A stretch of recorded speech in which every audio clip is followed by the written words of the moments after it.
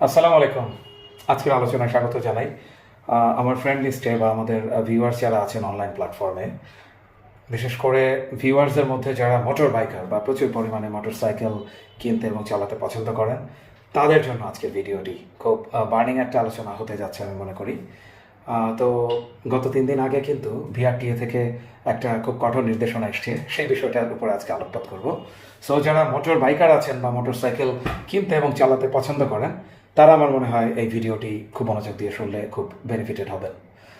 তো বিআরটি একটি নির্দেশনা দিয়েছে খুব জরুরি ভিত্তিতে, সেটি হচ্ছে যে কোনো সদর দপ্তর বা হেডকোয়ার্টারের অনুমতি ছাড়া উইদাউট এনি প্রায়র অ্যাপ্রুভাল আমদানি করা কোনো মোটরসাইকেল রেজিস্ট্রেশন করা যাবে না।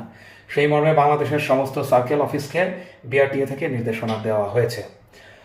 আর মূলত যে বিষয়টা নির্দেশনায় জানানো হয় সেটি হচ্ছে যে বেশ কিছু অসাধু মোটরসাইকেল আমদানিকারক রয়েছেন, যে ইম্পোর্টাররা বেসিক্যালি এসকেডি সেমি নকডাউন অথবা সিকেডি কমপ্লিটলি নকডাউন এই অবস্থায় মোটরসাইকেল আমদানি করে থাকেন এবং আমদানি সংক্রান্ত সমস্ত কাগজপত্র জালিয়াতি করে সিবিইউ বা কমপ্লিটলি বিল্ড ইউনিট হিসেবে মোটরসাইকেলগুলো বাংলাদেশে রেজিস্ট্রেশন করছেন। এটি আসলে বিআরটিএ যে প্রচলিত আইন বা পলিসি রয়েছে সেটির সাথে সম্পূর্ণরূপে সাংঘর্ষিক। এই জন্যই বিআরটিএ এই নির্দেশনা দিয়েছে। আরও মজার বিষয়, কিছু ক্ষেত্রে দেখা যায় 165 সিসির যে মোটরসাইকেল রয়েছে কিংবা তার চেয়ে বেশি সিসি, সেইগুলোকে 165-র কম দেখিয়ে ঘোষণা করে কাস্টমস থেকে ছাড়া হয় এবং বিআরটিএ থেকে রেজিস্ট্রেশনের চেষ্টা করা হয়। এটিও আসলে আইনের পরিপন্থী।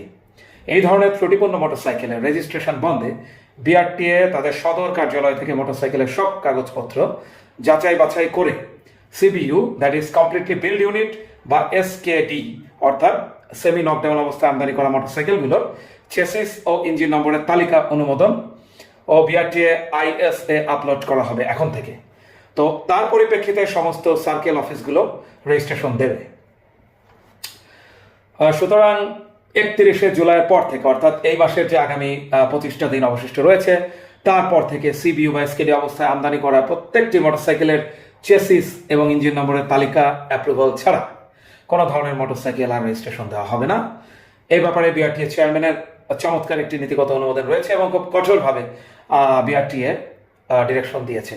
আর এর যদি কোনো ব্যত্যয় ঘটে বা অপোজিট কিছু ঘটে, তাহলে লিগাল অ্যাকশন নেওয়া হবে। সেটি ডেফিনেটলি সার্কেল অফিসগুলোর বিরুদ্ধে বটেই, পাশাপাশি যেসব আমদানিকারক ওই তথ্যগুলো গোপন করে মিথ্যা ডিক্লারেশন দিয়ে আমদানি করছিলেন, তাদের বিরুদ্ধে লিগাল অ্যাকশন নেওয়া হবে। তাহলে এই বিষয়টি অত্যন্ত চমৎকার, কারণ বাংলাদেশ আমরা জেনেছি আগেই যে তারা ডিজিটাল বাংলাদেশে রূপান্তরিত হচ্ছিল, পরবর্তীতে স্মার্ট বাংলাদেশ, এবং আসলে নতুন বাংলাদেশে এই ধরনের ডাটাবেসের ক্ষেত্রে প্রপার ডিক্লারেশন এবং সমস্ত ট্যাক্স এবং গভর্নমেন্টের যে রাজস্ব আছে সেগুলো যদি প্রপারলি আদায় করতে হয়, তাহলে হচ্ছে একদম অ্যাকচুয়াল ডিক্লারেশন বা ঘোষণা ছাড়া যে মোটরসাইকেলগুলো আসছিল সেগুলো বন্ধ করা একদম বাঞ্ছনীয় এবং সময়ের দাবি। তো বিআরটিএকে আমরা সাধুবাদ জানাই। দেখা যাক এই সিদ্ধান্ত প্রপারলি বাস্তবায়ন হয় কিনা এবং কি হয়। থ্যাংক ইউ সবাইকে। ল মাস্টারের সাথে থাকুন। নেক্সট আরেকটি ভিডিও আসবে ডেফিনেটলি চাঞ্চল্যকর এবং খুব টাইম ওর একটি টপিক নিয়ে।